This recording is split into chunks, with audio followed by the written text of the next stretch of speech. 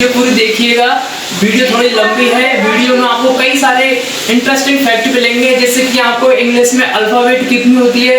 अधिकतर बच्चों का मेरे लिए आंसर आता है वही 26, 4 तरह तरह के आंसर आते हैं। तो आपको सीखने का मिलेगा कि इंग्लिश में अल्फाबेट एक होती है। वहीं आपको इस वीडियो में सीखने को मिलेगा कि स्पेलिंग और मीनिंग के बीच में डिफरेंट क्या है और सेंटेंस के प्रकार कितने होते हैं, ये आपको सीखने के लिए मिलेगा। तो वीडियो एंड तक देखना जरूरी है। ग्रामर, इस वीडियो में हम लगभग 85% बेसिक इंग्लिश कवर करेंगे और ये जो क्लासेस होगी ये ऑल कंपटीशन क्लासेस के लिए है और साथ में 6 से और 12th क्लास वाले स्टूडेंट हैं उनके लिए भी ये बेनिफिशियल रहेगी। तो वीडियो बहुत ज़्यादा धमाकेदार होने वाली है। तो गाइज, जो इंग्लिश से घबराते हैं, डरते हैं या ख़राब इंग्लिश की वजह से जिनका सिलेक्शन नहीं हो पाता है कंपटीशन में, तो घबराइए मत। आज हम लेके आए हैं आपको बेसिक इंग्लिश ग्रामर और उसमें टॉपिक बाय टॉपिक पढ़ेंगे जो कि आपको लगभग 90% नहीं आता है कि हमें बेसिक इंग्लिश ग्रामर में कौन से टॉपिक पढ़ने हैं और लेटर के बाद हमें मॉर्फीम पढ़ना है, वर्ड्स पढ़ना है। फ्रेज बताइए, आपको पता नहीं है, आपको तो केवल पता है हमने लेटर पढ़ना है, वर्ड्स पढ़ना है, वर्ड्स के बाद सेंटेंस। आपको टीचरों ने यही पढ़ाया है। मैंने देखा है अपने 2 साल के टीचिंग एक्सपीरियंस में, जहाँ कहीं भी मैं गया पढ़ाने तो वहाँ यही हुआ। सबसे पहले बच्चों को लेटर्स पढ़ा दिए गए थे, फिर वर्ड्स पढ़ा दिया, फिर सेंटेंस डायरेक्ट पैराग्राफ पे पहुंच गए। तो बच्चों को क्लियर ही नहीं हो पाई बेसिक इंग्लिश ग्रामर। तो वीडियो लास्ट तक देखना और इस वीडियो में हम आपको बेसिक इंग्लिश कंप्लीट कराएंगे 85%। तो गाइस स्टार्ट करते हैं। तो देखो,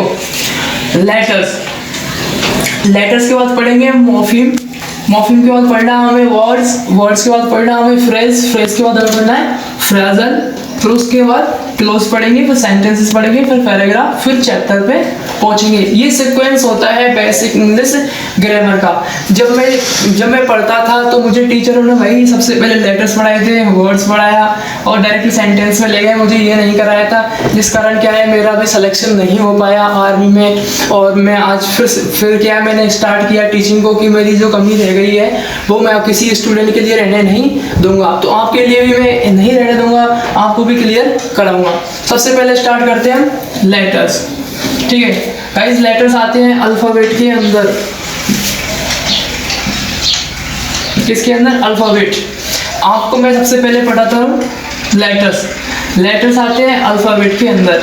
अब आपको क्या है, अल्फाबेट का कंप्लीट नॉलेज नहीं है। मैं पूछूं आपसे कि गाइस इंग्लिश में अल्फाबेट कितनी होती है, तो आपका आंसर आएगा 26। आपका नहीं, 95% स्टूडेंट्स या टीचर्स जो पढ़ा रहे हैं उनका आंसर आता है कि अल्फाबेट 26 होती है। अल्फाबेट इंग्लिश में 26 नहीं होती है। मैं बता देता हूँ, अल्फाबेट का मतलब होता है हिंदी में देखें तो वर्णमाला। क्या होता है? वर्णमाला। और वर्णमाला जो होती है वो हमेशा एक होती है। किसी भी भाषा की वर्णमाला एक होती है। उसके अंदर वर्ण होते हैं अलग अलग। तो इसके अंदर वर्ण है 26, ना कि वर्णमाला 26। तो आया समझ में? तो वीडियो लास्ट तक जरूर देखना। इस वीडियो में हम बताएंगे कि इंग्लिश में अल्फाबेट कितनी होती है, स्पेलिंग और मीनिंग में अंतर क्या है। अभी तक आपको क्लियर नहीं हुआ है इंग्लिश में अल्फाबेट कितनी है और स्पेलिंग मीनिंग में अंतर क्या होता है, सेंटेंस क्या होता है, फ्रेज क्या है, फ्रेजल क्या है। देखने में डिफिकल्ट लगेंगे। एक बार आप वीडियो देखेंगे, दोबारा देखेंगे या फिर इनको लिखेंगे, साथ में नोट डाउन करते चलना, तो क्या होगा, आपको समझ में आने लग जाएगा। ठीक है, तो देखिए इंग्लिश में दोबारा सुनिए, अल्फाबेट एक होती है। इसके अंदर जो वर्ड 26 होते हैं। आगे बात करें, हम लेटर सीख रहे हैं। तो गाइस देखिए, लेटर्स होते हैं आपके 26, अल्फाबेट आपकी एक होती है। नोट करते चलना साथ में, ठीक है। तो देखो, लेटर जो 26 होते हैं, इनको उच्चारण के आधार पर अगर हम डिवाइड करें, उच्चारण के आधार पर हम इनको डिवाइड करें, विभाजित करें, तो ये 2 प्रकार के होते हैं। कितने प्रकार के होते हैं? 2 प्रकार के। एक को कहते हैं हम वावल्स, दूसरे को कहते हैं हम कॉन्सोनेंट्स कहते हैं भाई। कॉन्सोनेंट्स और वावल्स, ये दो प्रकार के होते हैं। देखो 26 जो लेटर है उनमें उच्चारण के आधार पर जो लेटर होते हैं वो दो प्रकार के होते हैं। कितने प्रकार के होते हैं भाई? दो प्रकार के। पहला प्रकार होता है वावल्स। आपको टीचर ने वोवल्स वोवल्स पता नहीं क्या याद कराया होगा, लेकिन इसका सही उच्चारण क्या है? वावल्स। क्या है वावल्स? ध्यान रखना, ये 5 होते हैं इंग्लिश में। और कॉन्सोनेंट होते हैं, कॉन्सोनेंट्स आपके 21 होते हैं। 5 वावल्स देख लीजिए आपके ए ई आई ओ यू है, ये आपके 5 वावल्स हो गए। इनके अलावा जो कोई बचे हैं जैसे आपकी बी है, सी है, डी है, एफ है और जेड तक, ये होंगे आपके कॉन्सोनेंट्स। अब गाइस बात करते हैं वावल्स होते क्या है, कॉन्सोनेंट्स क्या होते हैं, इनकी डेफिनेशन देखते हैं। वावल्स, वावल्स से हम हिंदी में कहते हैं स्वर। क्या कहते हैं? स्वर। और कॉन्सोनेंट से कहते हैं व्यंजन।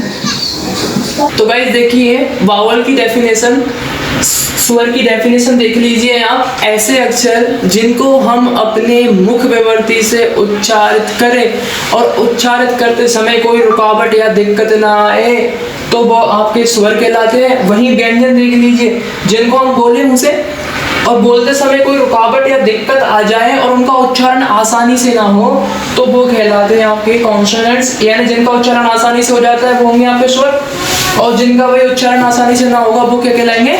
व्यंजन। जैसे आप बोलिए ए ई आई ओ यू, डायरेक्टली बोल दिया, कोई दिक्कत नहीं आई।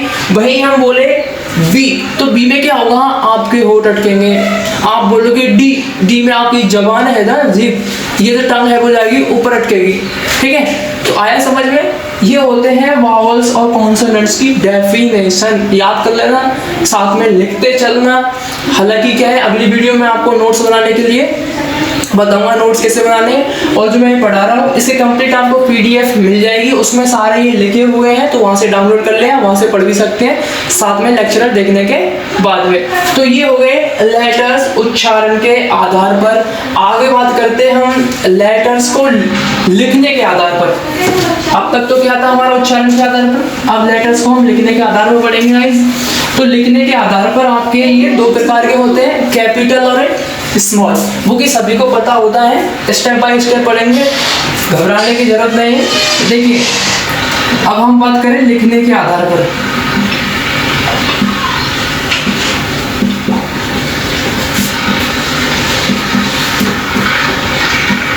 लिखने के आधार पर, लिखने के आधार पर आपके दो होते हैं, एक तो कैपिटल, दूसरा होता है small. Capital letters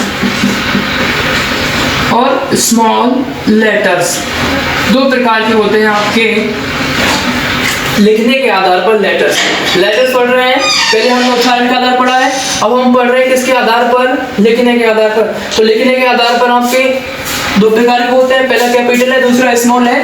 capital letter भी दो भागों में बांटा गया है। अब देखो गाइस, आप देख लीजिए, कंपेयर कर लीजिए अदर यूट्यूबर से या आपके टीचर से, आपको कैसे पढ़ाया है, फिर आपको पता चल जाएगा वीडियो में वास्तव में दम है या नहीं है। किसी को कोई दिक्कत आती है तो मुझे कमेंट करके बताएं कि सर आपने ये पढ़ाया है, इसमें हमें कोई दिक्कत है, तो मैं उसको दोबारा से आपको समझा दूंगा किसी भी बात में। ठीक है, स्मॉल भी आपके दो प्रकार के होते हैं। तो देखिए कैपिटल लेटर एक तो आपके सिंपल होते हैं, दूसरे होते हैं आपके कर्सिव। क्या होते हैं? कर्सिव। आया समझ में? एक तो सिंपल होंगे, एक कर्सिव। ऐसे ही आपके स्मॉल लेटर भी एक तो सिंपल है तो दूसरा वही आपका क्या है? कर्सिव है। नोट्स बनाते चलना या फिर स्क्रीनशॉट लेके चलना, वीडियो लंबी हो जाएगी, इसलिए क्या है थोड़ा जल्दी और आपको क्या है डिस्क्राइब नहीं कर रहा हूँ वाइडली रूप से।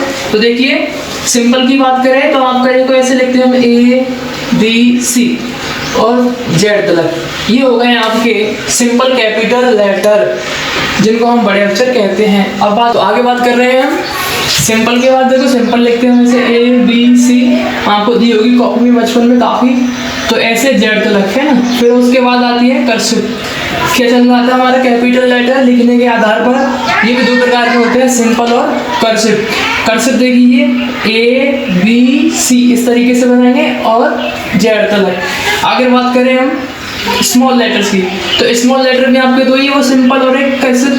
तो देखिए सिंपल में ए से बनाएंगे, बी ए से और फिर जेड तक।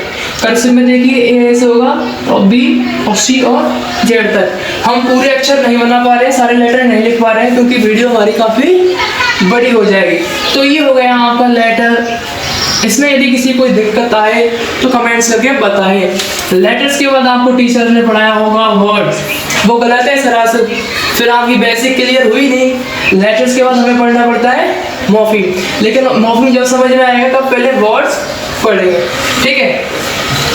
तो उतार लेना, ठीक है आपको।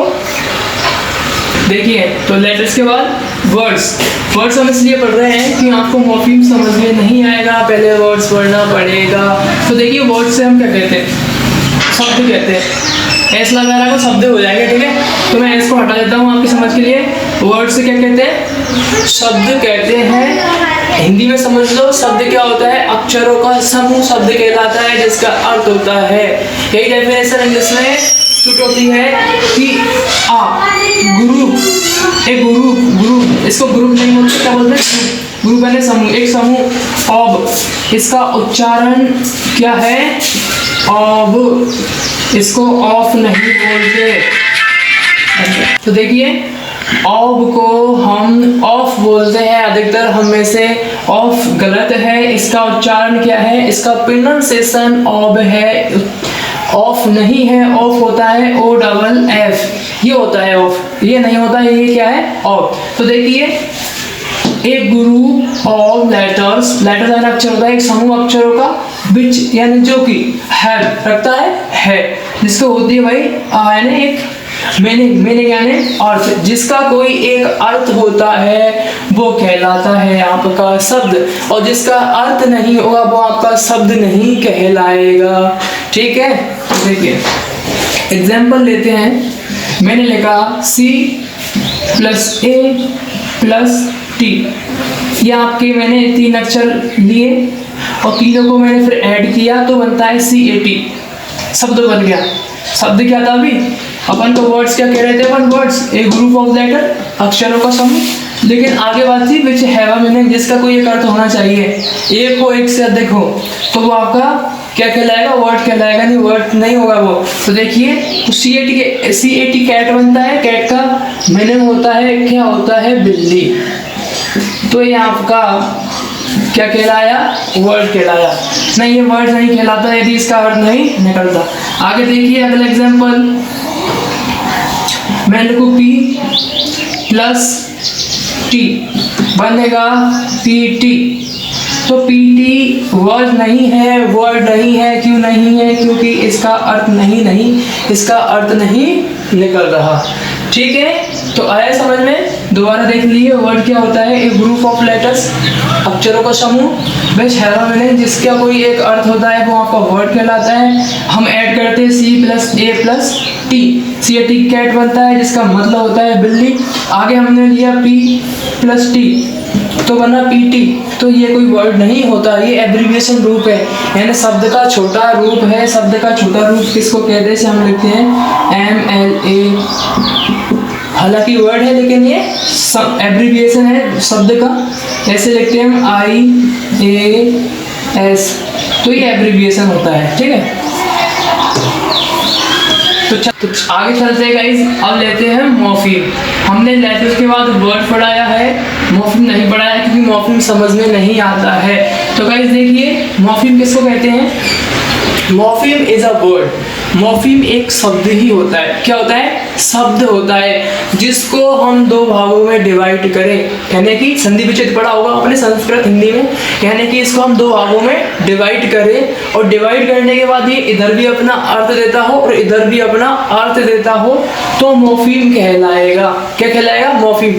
दोबारा सुन लीजिए, मॉर्फीम एक शब्द होता है जिसको हम डिवाइड करें 2 पार्ट्स में, 2 हिस्सों में डिवाइड करें और दोनों तरफ वो अपना क्या देता हो, मीनिंग रखता हो, तो वो कहलाएगा आपका मॉर्फीम। जैसे मैंने लिखा ADMIRABLE, एडमायरेबल। क्या लिखा मैंने आपका, एडमायरेबल। तो इसको हम डिवाइड करें 2 भागों में, क्या किस करें 2 भागों में डिवाइड करें। आगे लिखे हम VALUE वैल्यू, AVLE, इसको भी हम यहाँ डिवाइड करें दो भागों में, क्या करें दो भागों में डिवाइड करें, तो देखो कैसे होगा गाइस ये डिवाइड, VALUE वैल्यू प्लस बनेगा एवल। तो एवल का मतलब होता है, एवल का मीनिंग होता है योग्य, वैल्यू का मतलब होता है मूल्य। तो यहाँ पर क्या कहलाया, मॉर्फीम कहलाया। कैसे कहलाया, क्योंकि इससे दोनों तरफ अर्थ रखा, इधर भी और उधर भी। इधर ये भी रखेगा एडमायर और एवल। एडमायर का मतलब होता है प्रशंसा करना, एवल का मतलब योग्य, तो प्रशंसा योग्य, वैल्यू और मूल्य योग्य।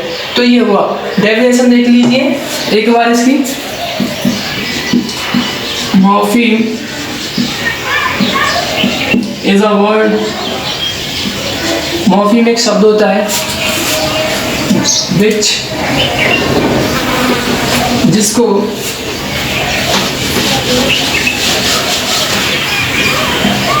we can, जिसको हम सकते हैं ब्रेक। ब्रेक का मतलब होता है तोड़ना। आप ले लेना डिवाइड,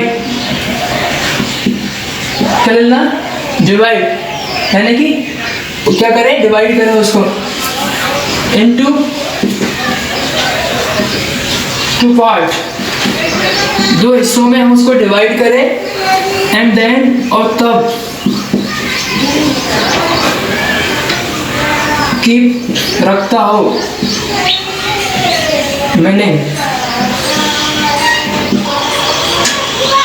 और तब वो अपना अर्थ रखता हो तो वो मॉर्फीम कहलाता है। मॉर्फीम देख लीजिए, मॉर्फीम शब्द होता है और उसको हम दो भागों में डिवाइड करें, क्या करें डिवाइड करें या तोड़ें, और तोड़ने के बाद वो अपना अर्थ रखता हो तो वो कहलाता है मॉर्फीम। एग्जाम्पल लिया था अभी अपन ने, क्या लिया था एग्जाम्पल, जैसे VALUE AVLE वैल्यूएबल, क्या लिया था भाई अपन ने वैल्यूएबल लिया था, और इसको हमने तोड़ा था दो भागों में। यहाँ से आप कहीं से तोड़ लेना, लेकिन आपको जहाँ से सही लगे वहाँ से तोड़ोगे तो क्या होगा अर्थ निकलेगा, ठीक है। आपने यहाँ से तोड़ने का अर्थ नहीं निकलेगा, फिर वर्ड ही नहीं हो रहा वो, ठीक है। तो ये तोड़ा मैंने यहाँ से, तो वैल्यू हुआ, इधर प्लस में हो गया एवल, तो इसका मतलब हो गया मूल्य, और इसका मतलब योग्य। तो मूल्य योग्य ये दो शब्द थे, दोनों शब्दों को हमने जोड़ा, जोड़ने के बाद ये मॉर्फीम बना, ठीक है। यहाँ पर लेटर्स हो गया, लेटर्स हो गए मॉर्फीम, और उसके बाद वर्ड्स। अब बात करते हैं हम फ्रेज की।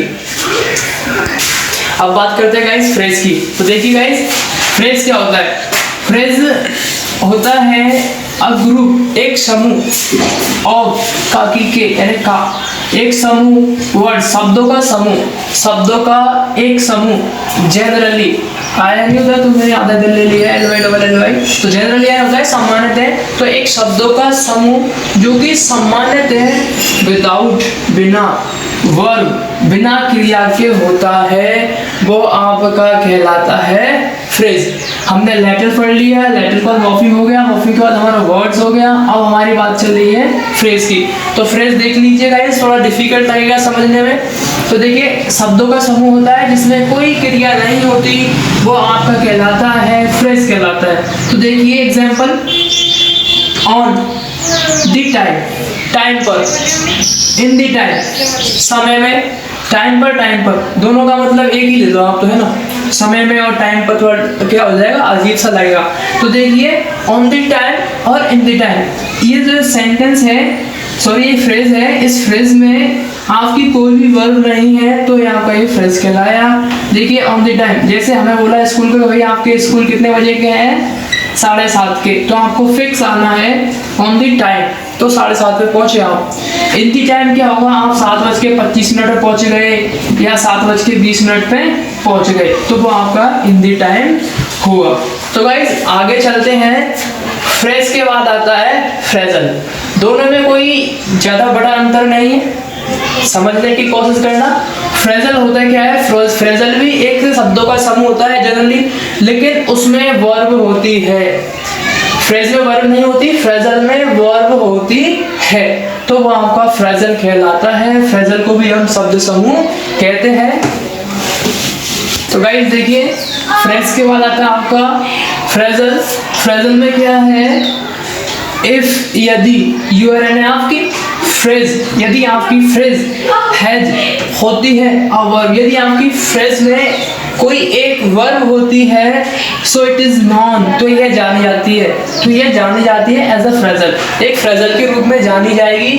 यदि आपकी फ्रेज में क्या होगा, आपकी फ्रेज के अंदर यदि आपकी के अंदर एक वर्ब आ गई तो आपकी फ्रेज हो जाएगी फ्रेजल, ठीक है, फ्रेजल हो जाएगी, ठीक है। तो आप बात करें डू विद अवे, तो इसमें डू आपकी हो गई एक वर्ब, क्या हो गई, वर्ब। आगे अगले सेंटेंस में गोइंग, गो सुना होगा आपने, गो वेंट गॉन, तो देखिए गो में आईएनजी लगी हुई है तो गोइंग, ये हो गई आपकी एक वर्ब, तो ये होती है आपकी फ्रेजल, ठीक है, नोट डाउन कर लेना। तो गाइस आगे बात करते हैं हम फ्रेजल के बाद आता है आपका अगला टॉपिक, वो है क्लोज। तो देखिए क्लोज को हिंदी में बोलते हैं उपवाक्य, वाक्य नहीं बोलते हैं, क्या बोलते हैं, उपवाक्य। तो देखिए उपवाक्य क्या होता है, जिसमें ऑन मतलब स्वयं का, सब्जेक्ट कर्ता होता है, जिसमें स्वयं का कर्ता होता है। अब देखिए सब्जेक्ट, जिसमें स्वयं का सब्जेक्ट पाया जाएगा, एक फाइनाइट वर्ब पाई जाएगी और ये भाग होगा, ये पार्ट होगा किसी एक सेंटेंस का, तो वो आपकी क्लोज कहलाई जाएगी। अब बात करते हैं हम सब्जेक्ट किसके कहते हैं, वर्ब किसको कहते हैं, फाइनाइट वर्ब क्या होती है, तो ये आपको अगली वीडियो में बनाऊंगा सेंटेंस की, तो उसमें हम डिस्कस करेंगे, ठीक है। तो बात करते हैं एक बार दोबारा, देखिए क्लोज क्या होता है, जिसमें स्वयं का कर्ता हो, फाइनाइट वर्ब हो और एक सेंटेंस का पार्ट होती है आपकी क्लोज। क्लोज खुद अकेला सेंटेंस नहीं होता, ध्यान रख लीजिए, यदि क्लोज खुद अकेला सेंटेंस हो जाएगा तो वो सेंटेंस कहलाने लग जाएगा, इसलिए इसको क्लोज कहते हैं। देखिए Ram is a teacher, Ram is a teacher, and लगाया कनेक्टिव, उसके बाद है Sita is a girl, Sita एक लड़की है, सॉरी, और राम क्या है, एक टीचर है। तो ये पूरा एक वाक्य है और इस वाक्य में दो क्लोज हुई आपकी, राम इज अ टीचर, यहाँ तक एक क्लोज हो गई, सीता इज अ गर्ल, और सीता एक लड़की है, ये क्या हो गई, एक क्लोज यहाँ हो गई। ये पूरा आपका क्या बन गया, एक सेंटेंस बन गया। तो इस सेंटेंस के अंदर आपकी दो क्लोज हुई, तो आया समझ में, क्लोज स्वयं सब्जेक्ट नहीं होता, वो सेंटेंस नहीं होता, ये किसी सेंटेंस का ही पार्ट होती है। आगे बात करते हैं हम आपके सिलेबस में, चाहे वाली वो स्कूल लेवल ले ले, चाहे किसी कंपटीशन में जाए, तो क्लोज से कई सारे क्वेश्चन पूछे जाते हैं। क्लोज के प्रकार, क्लोज आपकी दो प्रकार की होती है, एक होती है इंडिपेंडेंट, दूसरी होती है डिपेंडेंट। इंडिपेंडेंट और डिपेंडेंट आपकी दो क्लोज होती है, समझना। इंडिपेंडेंट क्लोज क्या होती है, जो अपना अर्थ देने के लिए किसी दूसरी क्लोज पर निर्भर ना हो, वो कहलाती है आपकी इंडिपेंडेंट क्लोज। डिपेंडेंट क्लोज क्या होगी, जो अपना अर्थ प्रकट करने के लिए, अर्थ बताने के लिए किसी दूसरी क्लोज पर निर्भर होगी, तो वो आपकी डिपेंडेंट क्लोज कहलाएगी। हम जब सेंटेंस के प्रकार पढ़ेंगे तो आपको इन दोनों को अच्छी तरीके से समझाऊंगा मैं, इंडिपेंडेंट क्लोज क्या होती है और डिपेंडेंट क्लोज क्या होती है। गाइस यदि किसी को क्लोज समझ में नहीं आए तो मुझे कमेंट बॉक्स में बताना, मैं आपको जब सेंटेंस के प्रकार बताऊंगा तो वहाँ वीडियो में आपको ये क्लोज पढ़ने को मिलेगी, अच्छी तरीके से डिस्कस करेंगे। उसमें आपको सब्जेक्ट, वर्ब, ऑब्जेक्ट जो बेसिक छूट जाएगा हमारे यहाँ से, वो अगली वीडियो में आपको अपलोड करा दिया जाएगा। तो गाइस क्लोज के बाद आता है आपका सेंटेंस। गाइस देखिए आगे क्लोज के बाद आता है आपका सेंटेंस। सेंटेंस से हिंदी में बोलते हैं वाक्य। वाक्य क्या होता है हिंदी में समझ लीजिए, शब्दों का समूह होता है जो कि एक अपना पूर्ण अर्थ रखता है। हिंदी में डेफिनेशन ये होती है तो वाक्य कहलाता है। हिंदी और इंग्लिश दो अलग अलग लैंग्वेज है, तो हम हिंदी को इंग्लिश से नहीं मान सकते और इंग्लिश को हिंदी नहीं मान सकते। जहाँ मुझे अच्छा लगा कि मैं आपको इंग्लिश में डेफिनेशन दूँ तो मैंने आपको इंग्लिश में दी है, जहाँ मुझे लगा कि मुझे आपको हिंदी में देनी चाहिए तो मैंने आपको हिंदी में दी है, जैसे कि आपको समझ में आ जाए। तो देखिए सेंटेंस क्या होता है, शब्दों का समूह होता है और जो कि अपना पूर्ण अर्थ रखता है और उसमें एक फाइनाइट वर्ब होती है, वो आपका सेंटेंस कहलाता है। फाइनाइट वर्ब किसको कहते हैं, अभी आपके माइंड में गया होगा पहली बार ये वर्ड, तो घूमिए मत, मैं आपको अगली वीडियो में कंप्लीट बताऊंगा। कमेंट करके बता देना आपको यदि समझ में नहीं आए। तो देखिए एक ग्रुप, एक समूह और वर्ड, शब्दों का समूह जिसकी क्या भाई कंप्लीट मीनिंग होती हो, क्या होती हो, कंप्लीट मीनिंग, अपना पूर्ण अर्थ रखता हो, और उसमें एक फाइनाइट वर्ब होती है, वो आपका क्या कहलाएगा, सेंटेंस कहलाएगा।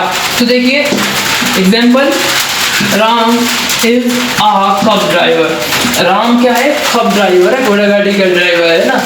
तो इसमें क्या है, क्या हो गया भाई, शब्दों का समूह हो गया, राम एक शब्द, इज हो गया ए, और ये सारे शब्द हो गए, इनका एक समूह बना, कौन, सेंटेंस।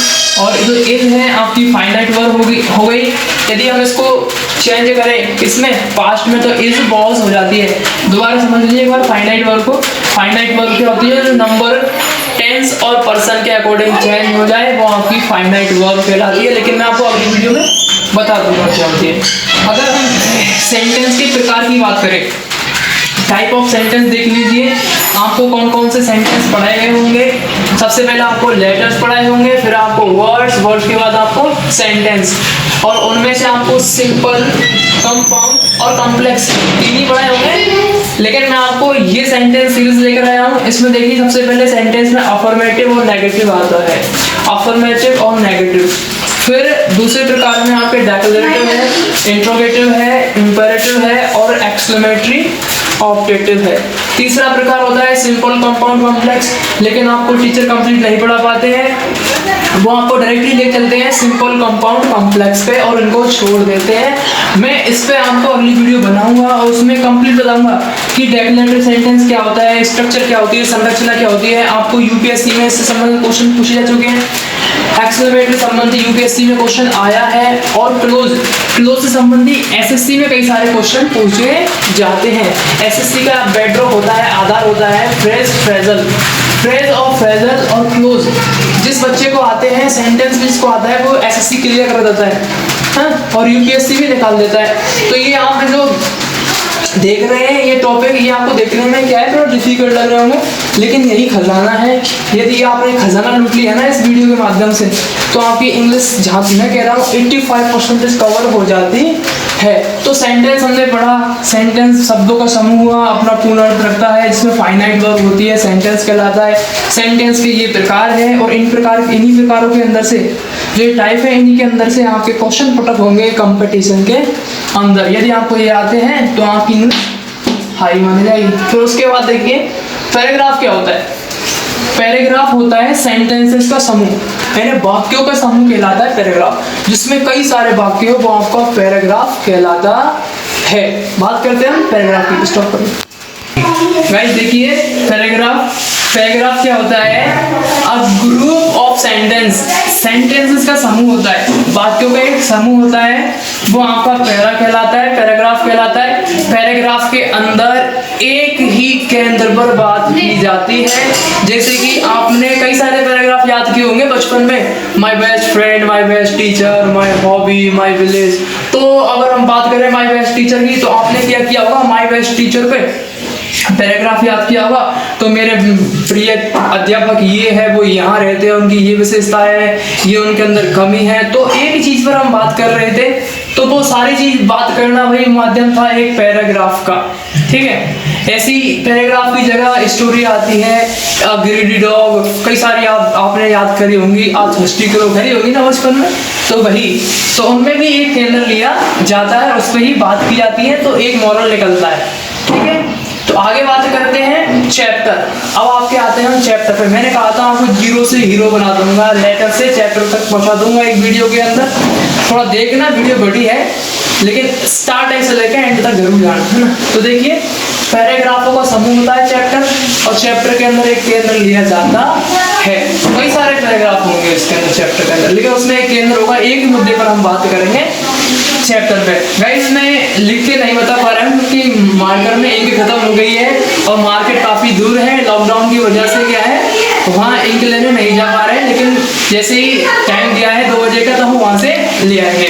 तो गाइस यदि किसी को वीडियो पसंद आए, यदि किसी को कोई कमी लगे आपको, तो कमेंट करके बताएं। तो देखिए एक बार दोबारा बता रहा हूँ, पैराग्राफ के बाद चैप्टर में क्या रहा था भाई, पैराग्राफों का समूह है, एक केंद्र होता है। कोई भी लेसन आपने याद करे होंगे तो पढ़े होंगे तो उनमें हमने एक ही बात करी होगी। महाभारत का एक टॉपिक ले लिया भैया, कि युधिष्ठिर और दुर्योधन की पवित्रता, प्यूरिटी क्या करें, चेक करें। तो प्यूरिटी चेक करने लगे तो हम तो एक ही बात पर हम बात कर रहे थे, उसमें कई सारे पैराग्राफ आए थे। गाइस यदि किसी को वीडियो में कोई प्रॉब्लम हो, कोई समस्या हो, कोई टॉपिक समझ में नहीं आए तो कमेंट करके बताएं, और अगली वीडियो में बताऊंगा मैं आपको सेंटेंस जो लिखे हैं, सेंटेंस के प्रकार, सब्जेक्ट, वर्ब, ऑब्जेक्ट क्या होता है, जो कुछ इसमें रह गया है हम बात करेंगे आगे। अब इसमें एक रह गई थी हमारी स्पेलिंग और मीनिंग। मैंने कहा था आपको बताऊंगा स्पेलिंग और मीनिंग के बीच में डिफरेंट क्या आता है। तो गाइस हमें स्पेलिंग होती है जिसको हम उच्चारित करें, क्या करें, प्रोनाउंसिएशन करें, जिसको हम बोले, जैसे मैं बोलूँ APPLE एप्पल, एप्पल मैंने बोला तो ये हुई आपकी स्पेलिंग। इसका मीनिंग यानी इसको हम बोलते क्या है हिंदी में, इसको हम सिर्फ बोलते हैं, तो ये आपका हो गई मीनिंग हो गई। और जो हमने उच्चारण किया था ना एप्पल, तो ये आपकी हो गया, वो क्या हुई, स्पेलिंग। स्पेलिंग को हिंदी में क्या कहते हैं, वर्तनी। मीनिंग को क्या कहते हैं, अर्थ। वर्तनी का अर्थ मीनिंग कहलाती है और वर्तनी आपकी स्पेलिंग कहलाती है। ठीक है guys, thank you for watching video. जो स्टूडेंट CBSE के हैं वो इंग्लिश में समझे, और जो स्टूडेंट RBSE के हैं वो हिंदी में समझे, और जिनको इंग्लिश बिल्कुल नहीं आती है वो दोनों में समझे, और हो सके उनके लिए बेनिफिट रहेगा। तो देखिए स्वर क्या होते हैं, उच्चारण के आधार पर हम बात कर रहे हैं। लेटर कितने प्रकार के होते हैं, तो स्वर देखिए ऐसे अक्षर जिनको हम अपनी मुख प्रवृत्ति से उच्चारित करें, और उच्चारण करते समय उनका उच्चारण आसानी से हो जाए, या कोई रुकावट या दिक्कत ना आए।